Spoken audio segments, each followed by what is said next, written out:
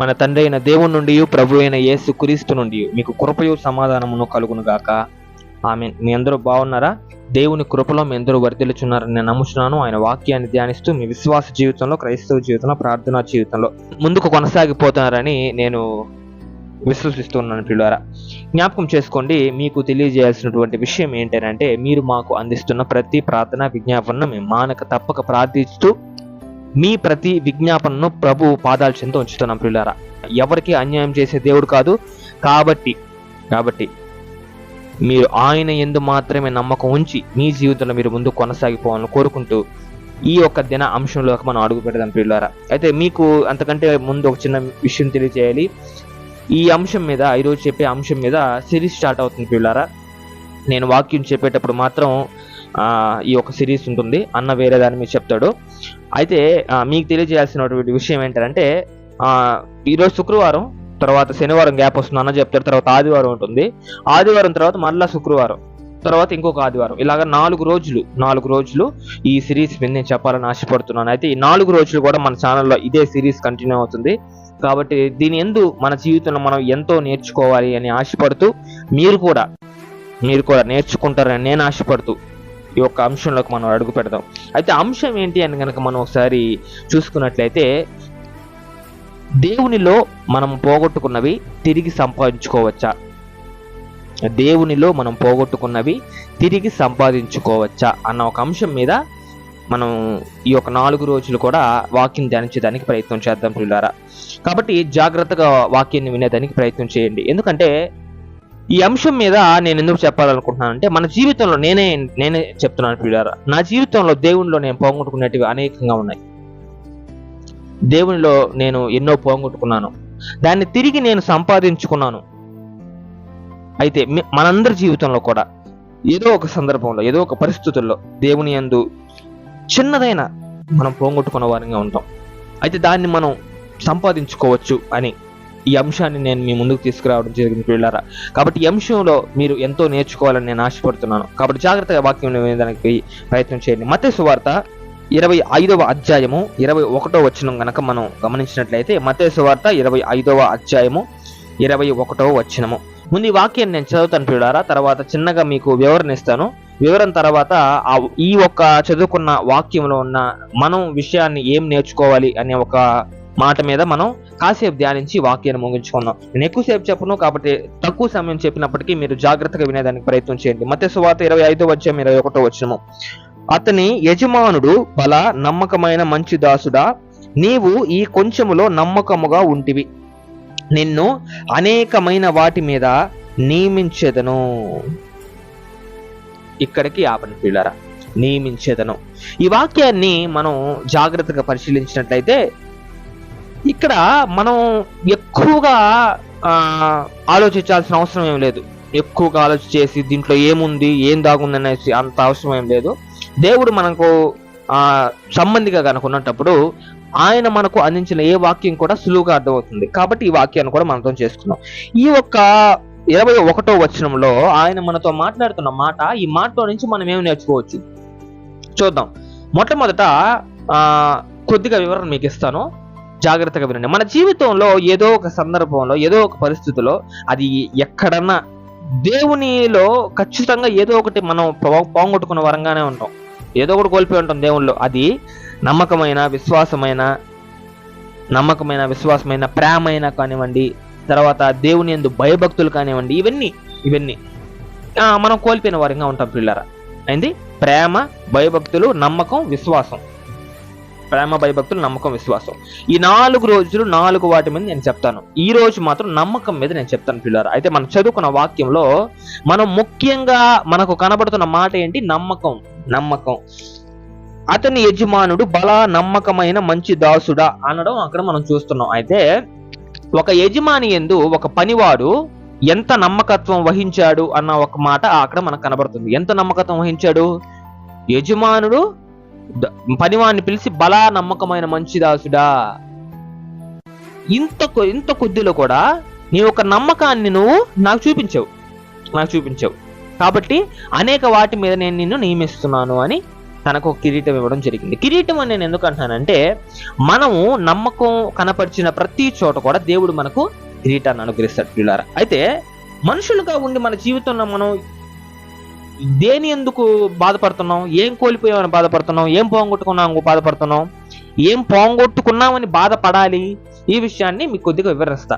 మన జీవితంలో మనం ఏం పోగొట్టుకున్నామని మనం ఏడవాలంటే, ఏ ఒక్కటి మన ఎందు తక్కువగా ఉంది అని మనం బాధపడాలంటే నమ్మకం.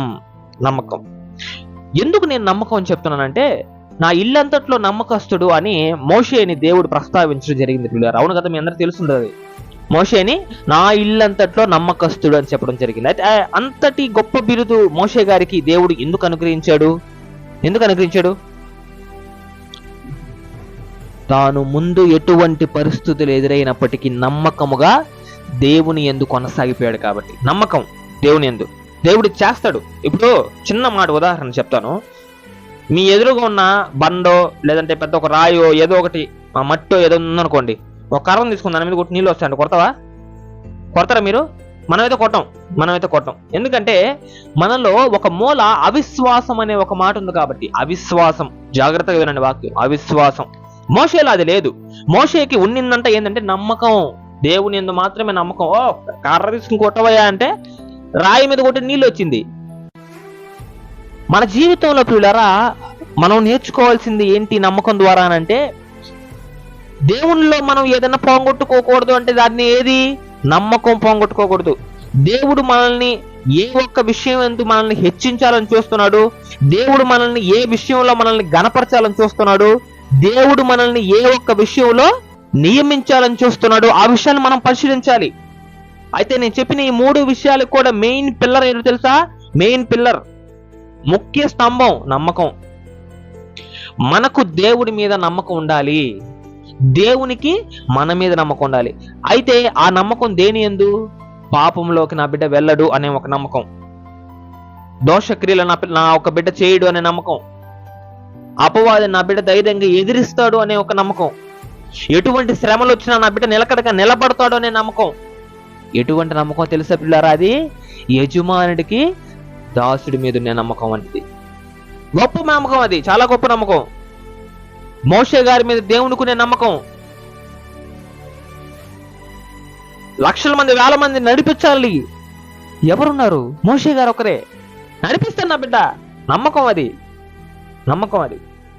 మనం మాత్రం ఆ నమ్మకాన్ని మన జీవితంలో కోల్పోయామని ఇంత బాధకోలేకుండా, ఇహలోక సంబంధమైన వాటిని మనం కోల్పోయామని వాటి యందు మాత్రమే బాధను ఉంచుకొని మనం తిరుగుతూ ఉంటాం. కొంతమంది ఏమంటారంటే, నేను ఇంతకు ముందు బాగా ప్రార్థన చేసేవాడిని, ఇప్పుడు ప్రార్థన చేయలేకపోతున్నాను. ఇంతకుముందు బాగా బైబిల్ చదివేవాడిని, ఇప్పుడు బైబిల్ చదవలేకపోతున్నాను. నేను ఇంతకుముందు బాగా ప్రార్థన చేసేవాడిని, ఆ ప్రార్థనలో అనేక మందితో దేవుడు నాతో మాట్లాడేవాడు, ఇప్పుడు మాట్లాడడం లేదు దేవుడు నాతో. ఎందుకు తెలుసా? దీని మీద నమ్మకం పోయింది దేవుడికి.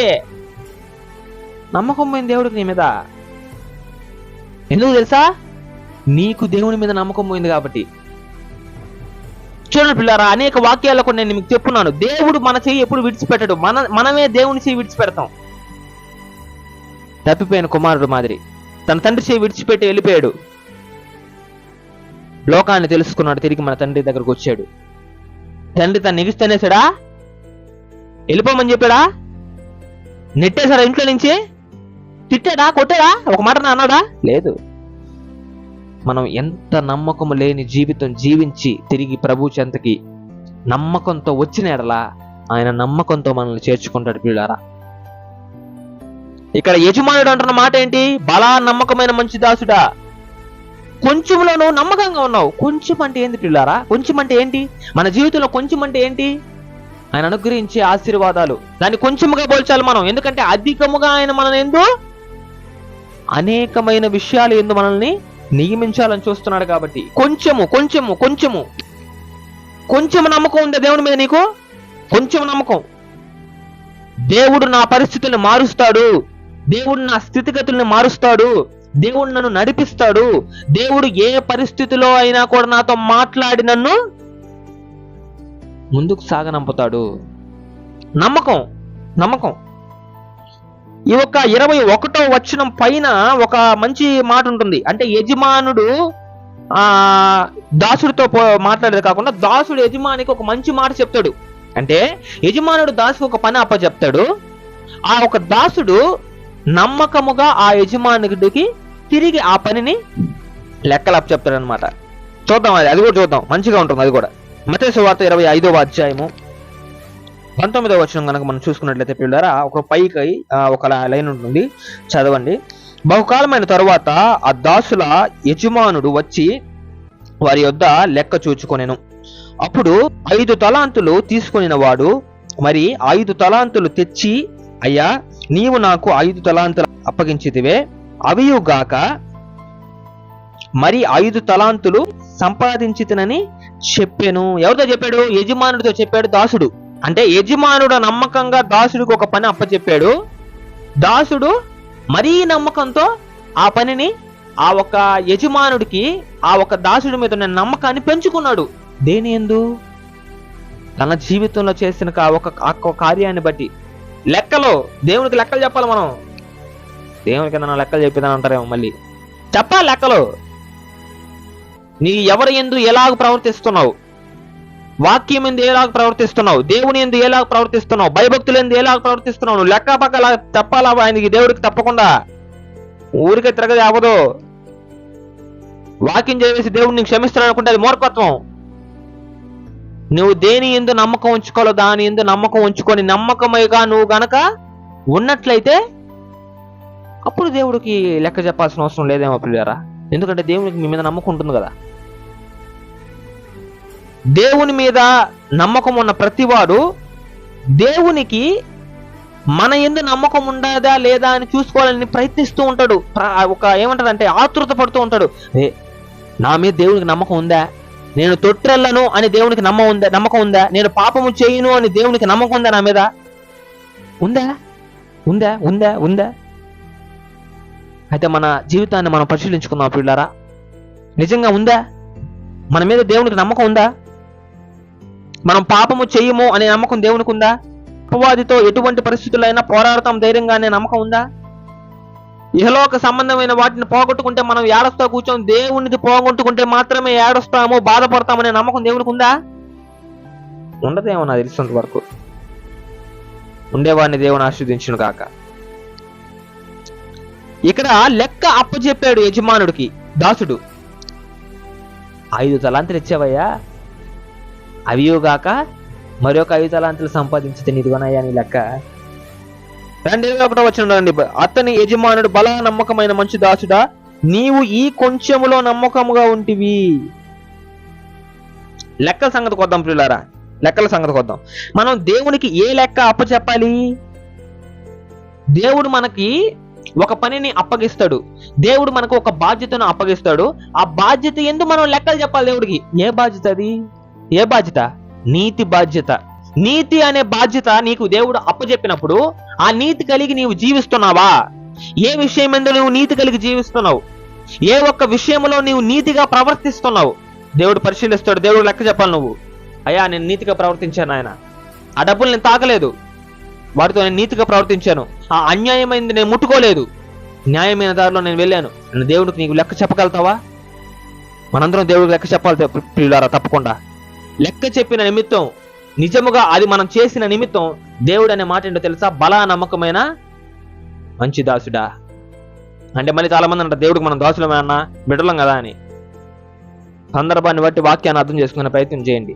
ఇహలోక సంబంధమైన వాటిని మనం పోగొట్టుకుంటే ఏడుస్తూ కూర్చోంటారు చాలా మంది. అంటే మనుషులైనా కానివ్వండి, ఆస్తి అయినా కానివ్వండి, అంతస్తులైనా కానివ్వండి, ఆరోగ్యమైనా కానివ్వండి. చూడండి పిల్లలు, తప్పకుండా చూడండి, నేను ఈ మాట చెప్తాను చూడండి. డబ్బులు పోతే మళ్ళా సంపాదించుకోవచ్చు. ఆరోగ్యం పోతే మంచిగా ఎవరైనా మంచి డాక్టర్ దగ్గర చూపించుకొని మంచి డైట్ గా మెయింటైన్ చేసి మనం మళ్ళీ ఆరోగ్యవంతులుగా మారచ్చు. అంతస్తులు మళ్ళీ కూలిపోతే మళ్ళీ కట్టుకోవచ్చు, ఇబ్బంది ఏం లేదు. ఇవన్నీ కొనసాగించేటివే ఇవన్నీ. అంటే ఈ పాసిబుల్ థింగ్స్, ఇవంతా ఇంపాసిబుల్ థింగ్ ఏంటో తెలుసా పిల్లారా? ఒక్కసారి గనక నీవు దేవుని దగ్గర నమ్మకం కోల్పోయావంటే ఇంకా అది మళ్ళీ తిరిగి రాదు. నీవు దేవుని దగ్గరికి వెళ్తావు, తప్పకుండా వెళ్తావు, దేవుడు నేను చేర్చుకుంటాడు. కానీ నీ నమ్మకం జీవితం ఇలాగుంది. కొంతమంది ఉంటారు, నేను ఎలాగ చెప్తాను, ఈ వాక్యం ఎవరికంటే, నేను ఇప్పుడు చెప్పిన మాట ఎవరికంటే, దేవుని వాక్యం చదువుతారు, దేవుని మాటలు చెప్తారు, అద్భుతంగా సువార్తను ప్రకటిస్తారు, కానీ నమ్మకమైన జీవితం ఉండదు. దేవునికి వీరికి మధ్య నమ్మకమైన జీవితం ఉండదు.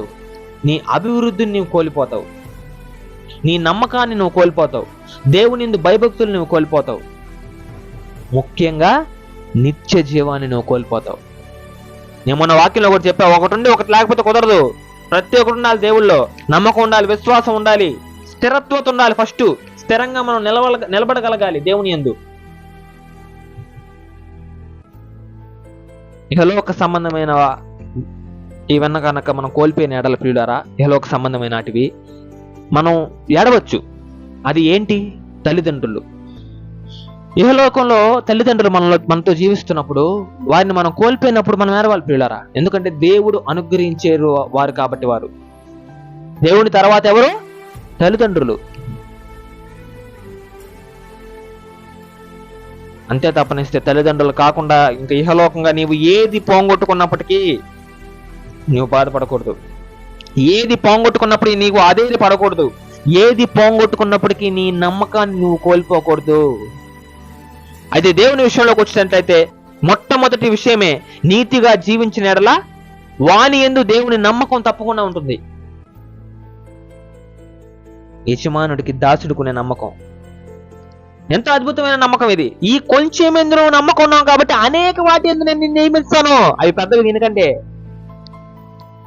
5-10 కాదవి, లక్షలు కోట్లలో ఉంటుంది ఆశీర్వాదం. ఆ లక్షల కోట్లు అంటే మళ్ళీ డబ్బులు కాదు, చాలా మంది డబ్బులు అనుకుంటారు. 1,00,000 కోటి సార్లు దేవుడు నిన్ను ఆశీర్వదిస్తాడని దానికి అర్థం. దేవుని ఆశీర్వాదం అంటే ఏంటో తెలుసా పిల్లారా? ఆయన మనకు వాక్యంలో చెప్పిన ప్రతి ఒక్కటి మనం అనుసరించినప్పుడు, మనం వెంబడించినప్పుడు, వాటి యందు మనం బ్రతికినప్పుడు ఆయన మన యందు నమ్మకం ఉంచుకుంటాడు కదా. నమ్మకం ఉంచుకొని మనతో మాట్లాడతాడు కదా. మాట ఏదైతే ఉందో అది ప్రియుడారా నిజమైన ఆశీర్వాదం. అంటే ఆ మాటను మనం నిరంతరం నిత్యం వినేవారంగా ఉండాలని కోరుకుంటూ ఈ చిన్న వాక్యాన్ని దీవించునుగాక. మన కుటుంబాలందరికీ ఆయన తోడేండి కాపాడి నడిపించునుగాక. ఆమేన్. ప్రార్థన. ప్రేమగల మహిమగల మా దేవుడా, మా రక్షక, ఏ తరములో ఒక మేలును కనికరమును చూపించి దేవుడా, అత్యున్నతుడా, ఉన్నతుడా, ఉన్నవాన్ను అనువాడవని దేవా, నీకే వందనాలు, స్తుతులు చెల్లించుకుంటున్నాం నా తండ్రి. ఆల్ఫా ఓమేగా అన్న దేవా, మమ్మల్ని కాపాడు దేవా, నడిపించే దేవా, నీ సహాయాన్ని మాకు అనుగ్రహించే దేవా, నిత్యం దారుల చేత పరిశుద్ధులను పొగడబడే మహాదేవ, మహాగణుడా, ఇంకే స్తుతులు చెల్లించుకుంటున్నాం నా తండ్రి. జ్ఞాపకం చేసుకున్న తండ్రి, నీ ప్రియ బిడ్డల ప్రతి కుటుంబాలను నా తండ్రి, ఈ రోజు మేము వాక్యం ధ్యానించుకున్న రీతిగా నా తండ్రి, నమ్మకాన్ని నా తండ్రి మాలో దృఢపరిచి మనం వేడుకుంటున్నాం నా తండ్రి.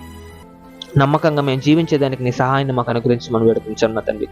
ప్రతి ఒక్క విషయం ఎందు కూడా నా తండ్రి, ప్రతి ఒక్క విషయం ఎందు ఇహలోకంగా నా తండ్రి, నీ ఎందు ప్రతి ఒక్క విషయంలో నా తండ్రి మేము మా నమ్మకాన్ని కనపరిచే వారంగా ఉండేదానికి సహాయాన్ని అనుగ్రహించి మనం వేడుకుంటున్నాం నా తండ్రి. నమ్మకమైన జీవితం మేము జీవించే వారంగా ఉండేదానికి మమ్మల్ని తీర్చిదిద్దామని వేడుకుంటున్నాం నా తండ్రి. జ్ఞాపకం చేసుకున్న తండ్రి, మా చేయి విడిచిపెట్టద్దు నా తండ్రి, మనం వదిలిపెట్టద్దు నా తండ్రి. మన్ను వంటి వారు నా తండ్రి, ధూళి వంటి నా వారు నా తండ్రి, నీవు లేని జీవితాలు నా తండ్రి నాయన, ఏకాకి జీవితాలు నా తండ్రి జ్ఞాపకం చేసుకున్నా తండ్రి. నాయన ఏ బిడ్డలైతే నా తండ్రి నాయన నీ దగ్గర నమ్మకం కోసం ప్రార్థిస్తున్నారు నా తండ్రి, ఆ బిడ్డలకి నమ్మకం అనుగ్రహించి మనం వేడుకుంటున్నాం నా తండ్రి. నీ విషయంలో ముఖ్యంగా వారికి నమ్మకాన్ని అధికముగా అనుగ్రహించి మనం వేడుకుంటున్నాం నా తండ్రి. నాయన నమ్మకంతో నా తండ్రి అనేక విషయాలు ఎందు నా తండ్రి ప్రవక్తులు కానివ్వండి, భక్తులు కానివ్వండి, అనేక మంది నా తండ్రి పరిశుద్ధ గ్రంథంలో నిలబడడం మేము చూసాం నా తండ్రి. వారు లాగున్నా తండ్రి మమ్మల్ని తీర్చిదిద్దమని వేడుకుంటున్నాం నా తండ్రి. నీ యందు మాత్రమే ప్రతి విషయంలో నమ్మకం ఉంచి మా జీవితంలో ముందు కొనసాగిపోయంగా ఉండే వారికి నీ సహాయం అనుగ్రహించి మనం వేడుకుంటున్నాం నా తండ్రి.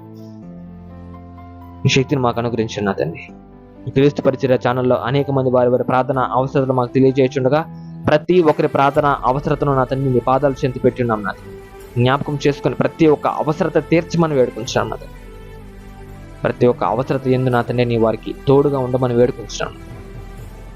ప్రతి ఒక్కరిని ఆశీర్వదించి కాపాడి బలపరిచి సహాయాన్ని శక్తిని అనుగ్రహించి మనం వేడుకుంటూ ఆర్థికంగా, శారీరకంగా, మానసికంగా ఒత్తిళ్లలోనైనా ప్రతి ఒక్క బిడ్డని దర్శించి కాపాడి బలపరిచి నీ శక్తి ద్వారా నడిపించి మనం వేడుకుంటూ మరలా నా తండ్రి నీ రాకడ సమయం కనుక ఆలస్యమైనట్లయితే మేమందరం దగ్గర చేరి నిన్ను ఆరాధించే భాగ్యాన్ని మాకు ప్రసాదించేయమని వేడుకుంటూ మన ప్రభువైన యేసుక్రీస్తు రక్షణతమైన నామములో అడిగి వేడుకొని పొందుకొంచున్నాం మా తండ్రి. Amen. Praise the lord. May God bless you all.